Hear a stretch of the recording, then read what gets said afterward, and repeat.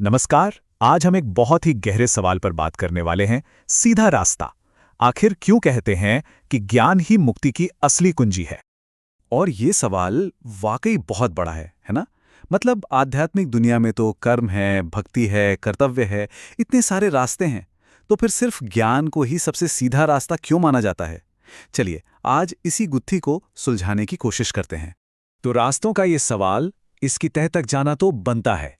और मजे की बात यह है कि इसका जवाब जितना गहरा सवाल है, उतना ही सीधा और साफ है। देखिए, जवाब यह है कि आत्मज्ञान, सेल्फ नॉलेज, वो एक डायरेक्ट साधन है। इसका मतलब इसको किसी और सहारे की, किसी बिचौलिए की या किसी बीच के स्टेप की जरूरत ही नहीं पड़ती। ये आपको सीधे, बिल्कुल सीधे मंजिल तक ले जाता है। इसको ना एक बड़े अच्छे उदाहरण से समझ सकते हैं। मान लीजिए आपकी सीधी पहुंच प्रधानमंत्री तक है, डायरेक्ट लिंक। तो क्या आपको किसी और मंत्री या सेक्रेटरी के पास जाने की जरूरत पड़ेगी? नहीं ना। बस ज्ञान का रास्ता भी कुछ ऐसा ही है, एकदम सीधा, पावरफुल। और हाँ, इस कॉन्सेप्ट के लिए एक खास शब्द भी है, मोक्षायक साधनम। इसका मतलब ही यही है, मुक्ति का प्रमुख और एकमात्र सीधा साधन। पर एक बात ध्यान रखने वाली है, ये किसी और रास्ते को छोटा नहीं बता रहा। ये बस एक फैक्ट, एक सच्चाई बयान कर रहा है। और जो सबसे हैरान करने वाली बात है, वो है इसकी स्पीड, इसकी इमीडिएसी। कहा जाता है कि जिस पल, जिस क्षण ज्ञान का सूरज उगता है, ठीक उसी पल मुक्ति है। कोई गैप नहीं, कोई इंतजार नहीं, इंस्टेंट। अच्छा, अब यहाँ एक सवाल मन में आ सकता है कि अगर ज्ञान ही डायरेक्ट रास्ता है, तो फिर बाकी सब जो लोग कर रहे हैं, कर्म, भक्ति, क्या वो सब बेकार है? तो उसका जवाब है, बिल्कुल नहीं। इस बात को समझना बहुत बहुत जरूरी है।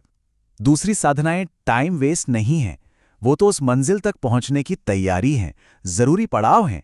अरे भाई, यात्रा के हर कदम का सम्मान करना ही होगा, हर स्टेप की अपनी एक वैल्यू है।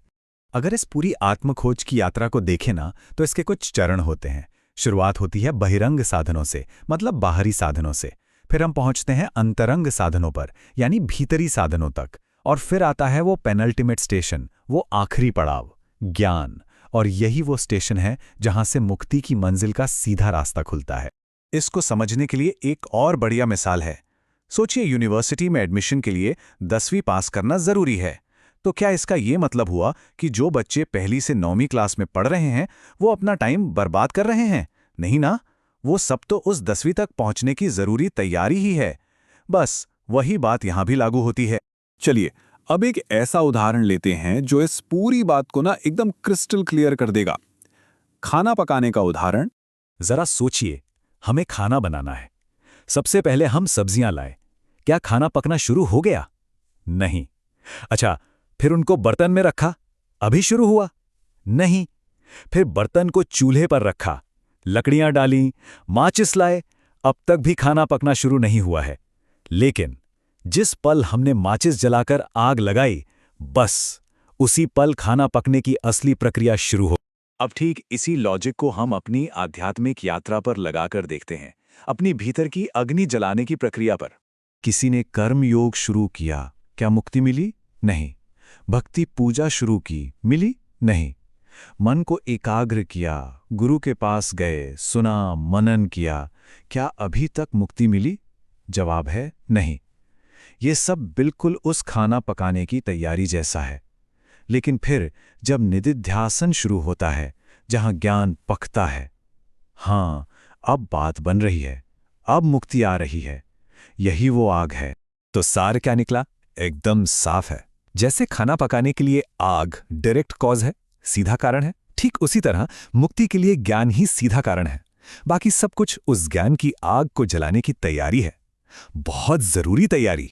लेकिन इस ज्ञान को समझने के साथ एक बहुत बड़ी, बहुत जरूरी चेतावनी भी आती है, अहंकार के खिलाफ एक वार्निंग।